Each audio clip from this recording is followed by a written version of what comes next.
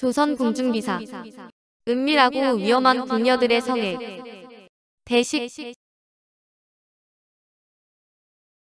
대식을 즐기는 여인들을 일컫는 맷돌 부부. 궁녀는 왕만 취할 수 있는 여인들이라 임금 이외에 어떤 산에도 다가갈 수 없어 궁궐에는 왕이 눈길 주기만을 기다리다 피어나지도 못하고 시들어간 여인들이 널려 있었습니다.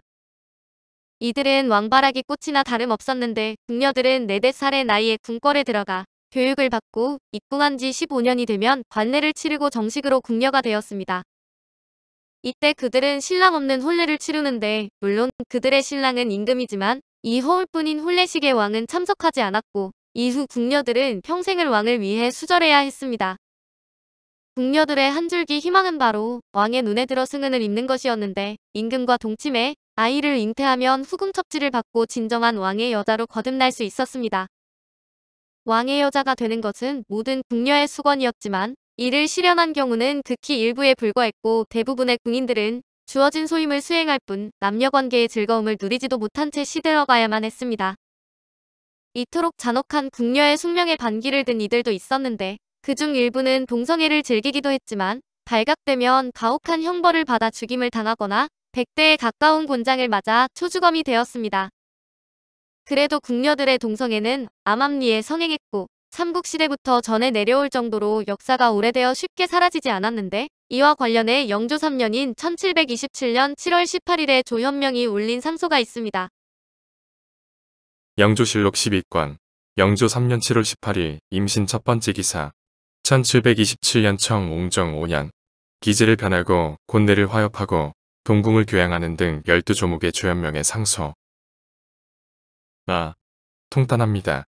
예전부터 궁인들이 혹 족속이라 핑계하여 여염의 어린아이를 금중에 재우고 혹 대식을 핑계하여 요사한 여중이나 천한 과부와 안팎에서 교통합니다. 이것은 다 요사한 자에게서 인연하고 간사한 자에게서 시작되는 것입니다. 삼가바라건 때 전하께서는 그 출입의 방지를 주름하게 하여 그 왕래하는 길을 끊으소서. 그러고서야 부정한 길을 막을 수 있고 빛 해단을 막을 수 있을 것입니다. 원래 대식은 궁녀들이 가족이나 친지를 궁궐 안으로 불러들여 같이 밥을 먹도록 해주는 제도로 별도로 휴가를 주지 않는 대신 가끔씩 가족이나 지인을 처소로 불러들이게 한 것입니다. 그러나 그런 대식이 궁녀들의 동성애를 의미하게 되는데 처소에 불러들인 대상은 여성으로 제한하였고 이것을 빌미로 동성애를 즐기는 경우가 많아진 것입니다. 일반적으로 상궁이 되면 방자와 비자를 거느리며 단독 생활을 해서 대식을 하기에 좋은 조건이 되었는데 나인 시절에는 방을 함께 쓰는 동무가 있어 외부인을 끌어들이기 어려웠을 것입니다. 조현명의 상소에서 대식을 핑계 삼아 천한 비군이나 과부와 안팎에서 통정한다라는 구절도 동성애를 두고 한 말입니다. 세종대에도 대식 사건이 여러 번 발각되어 관련된 사람들이 장형을 받았지만 대식은 근절되지 않다가 영조대까지 이어진 것으로 그만큼 궁녀들은 오랫동안 은밀하게 대식을 행했습니다. 대식을 즐기는 여인들은 이른바 맷돌 부부라고 불렸는데 맷돌은 편평한 돌 사이에 곡식을 넣고 빻는 것으로 여인들이 성기를 맞대는 행위를 빗대어 표현한 것입니다. 굳이 동성애가 아니라도 궁녀들이 성욕을 해소하는 방법은 있었는데 남성의 성기 모양을 형상화한 남근목이 대표적으로 용도가 분명히 전해지지는 않지만 자위도구나 부적의 일종이었을 가능성이 큽니다. 왕이 아닌 사내를 품은 궁녀들. 궁녀들의 일탈은 동성애에 국한하지 않았는데 실록에는 궁녀가 왕이 아닌 다른 사내에게 연심을 품거나 임신하여 궁을 발칵 뒤집어 놓은 일들이 심심찮게 등장합니다. 세종 26년인 1444년 5월 11일에 의금부에서 보고하기를 궁녀 장미가 거짓으로 병들었다고 하여 친정으로 간 뒤에 사내들과 놀아났습니다.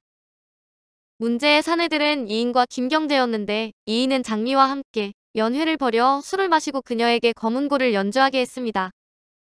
그의 죄목은 장미의 집을 은밀히 왕래하며 선물을 주고받은 것도 모자라 그녀와 벽을 사이에 두고 잤다는 것이었지만 두 사람이 몸을 섞거나 손을 잡았다는 내용은 없었습니다.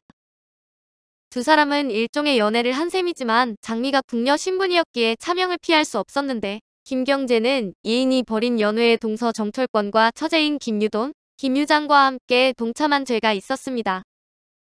이 사건에 대해 세종은 정철권과 김유돈, 김유장에겐 약한 벌을 주고 이인은 여연으로 귀양 보냈으며 김경제는 무창의 관노로 만들었습니다. 그러나 목숨이라도 부지한 이들과 달리 장미는 왕이 아닌 사내와 술자리를 갖고 연정을 품었다는 이유로 차명에 처해졌는데 남자의 손 한 번 잡아보지 못하고 목이 달아난 것입니다. 세조대에는 장미보다 대담한 궁녀가 있었는데 덕중이라는 궁녀가 이명대군의 아들이자 세조의 조카인 구성군 이준을 몰래 연모하여 연애 편지를 보낸 것입니다. 세조 11년인 1465년 9월의 일이었는데 덕중의 편지를 전해준 사람은 환관 최호와 김중호로 환관들도 매우 위험한 일임을 알았겠지만 덕중의 열의를 꺾을 순 없었나 봅니다. 구성군은 이 사실을 감췄다가는 큰 화를 당할 거라고 판단하고 즉시 아버지 이명대군에게 편지를 보였습니다. 이명대군 역시 의심 많은 세조가 사건의 전모를 알게 되면 분명히 곤욕을 치를 거라고 생각했기에 구성군과 함께 입궐하여 세조에게 사실을 알렸습니다. 세조는 사건의 1차적인 책임이 환관에게 있다고 판단했는데 덕중이 편지를 줬더라도 환관이 거절했다면 일어나지 않았을 일이라고 여긴 것입니다. 결국 세조는 환관 최호와 김중호를 매질하며 신문했고 이들이 죄를 자백하자 사형에 처했고 재상들을 불러 이렇게 말했습니다. 궁인의 죄가 극에 달하여 종친을 더럽히고 환관을 해하였으니 마땅히 죽여야 하나 눈앞에서 오래 본 자이므로 너그럽게 처리하려 한다. 경들의 뜻은 어떠한가? 세조는 오랫동안 자신의 시중을 든 궁녀라 선뜻 죽일 수가 없어 내심 죽이지 않을 생각이었으나 재상들은 덕중을 죽여야 한다고 입을 모아 말했습니다. 세조는 마지못해 그리하겠다고 대답했지만 세조는 덕중을 죽이라는 명을 내리진 않은 대신에 대전내관 김처선을 불러 이렇게 말했습니다.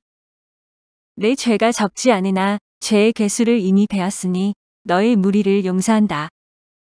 이 말은 얼핏 환관 무리를 용서하겠다는 것으로 보이지만 한편으론 덕중에 이를 눈감아주겠다는 의미이기도 했는데 세조는 이명대군과 구성군 그리고 재상들을 위해 연애를 베풀었습니다. 아끼는 궁녀와 조카를 살리기 위한 세조 나름의 방책이었는데 덕중을 죽인다면 사건에 연루된 구성군도 죄를 피하기 어렵다는 것을 알았기 때문이었습니다. 그러나 이 문제는 그것으로 끝나지 않았는데 세조와 예종이 죽고 성종이 어린 나이로 즉위하자 대사원 이극돈이 이 문제를 빌미로 구성군에게 죄를 물어야 한다는 상소를 올렸습니다. 심지어 종친으로서 임금에게 불충하고 임금의 여자인 궁인과 간통한 구성군과 같은 하늘나라에 살 수 없다고까지 말했는데 이극돈이 굳이 세조대의 일을 들춰낸 이유는 구성군을 조정해서 몰아내기 위해서였습니다. 구성군은 세조의 총애를 받은 종친이자 이 시에 난을 진압한 공신이었으며 영의정까지 지낸 젊고 유망한 인물이었습니다. 그가 한양에 존재한다는 사실만으로도 성종에겐 크나큰 위협이었기 때문에 조정을 이끌던 한명회 등은 무슨 구실을 붙여서라도 구성군을 숙청해야만 했습니다. 당시 섭정을 맡은 세조의 비정의왕후는 이극돈의 탄핵을 받아들이지 않았지만 구성군이 어린 성종에게 위협이 된다는 점은 동의했습니다. 결국 구성군을 현재의 경상북도 영덕인 경상도 영해로 유배 보내고 법을 제정해 종친이 조정에 출사할 수 없도록 했습니다. 단순한 연심에 그치지 않고 궁녀가 불륜을 저지른 사건도 있었는데 현종 8년인 1667년 5월 20일 궁녀 귀열이 다른 사내와 사통하여 주살된 것입니다. 현종실록 13권 현종 8년 5월 20일께의 첫 번째 기사 1667년 청강희응년 형부와 간통한 궁녀 귀열을 복주하다. 궁녀 귀열이 복주되었다. 이에 앞서 귀열이 왕대비 전의 궁녀로서 자기 형부인 설이 이응윤과 몰래 간통하여 임신했는데 일이 발각되자 상이 내수사에 가두라고 명했다. 이때 이르러 옥중에서 아들을 낳고는 사실대로 실토했다.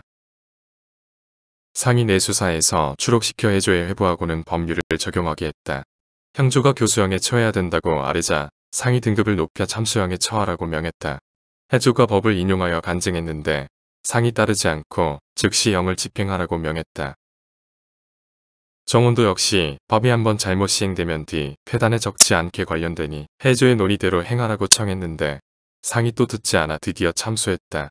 그녀의 아비 광창과 어미 숙지도 역시 사실을 알고도 알리지 않았다는 이유로 아울러 형실을 받고 정배되었다. 홍유는 도망했는데 수색했으나 잡지 못했다. 귀열은 왕대비 전의 궁녀였는데 어느 날부터 갑자기 배가 불러오자 주변에서 임신을 의심하여 왕에게 보고했고 현종은 그녀를 내수사 감옥에 가뒀습니다. 얼마 후 귀열은 감옥에서 아이를 낳았고 문초를 하니 내막을 털어놓았는데 놀랍게도 아이의 아버지는 귀열의 형부인 설이 이응윤이었습니다. 형부와 처제의 간통은 교수형에 해당하는 중죄로 형조와 승정원에서는 교수형을 제안했으나 현종은 인륜을 배반한 이들을 용서할 수 없다며 형을 높여 귀열을 참수했습니다. 이후 형조는 귀열의 부모도 사실을 알리지 않았다는 죄목으로 장을 때리고 귀양 보냈지만 아이의 아버지이자 불륜 당사자인 이응유는 종적을 감춰버려 끝내 잡지 못했다고 합니다. 오늘 조선 궁중비사는 은밀하고 위험한 궁녀들의 성애, 대식이었습니다.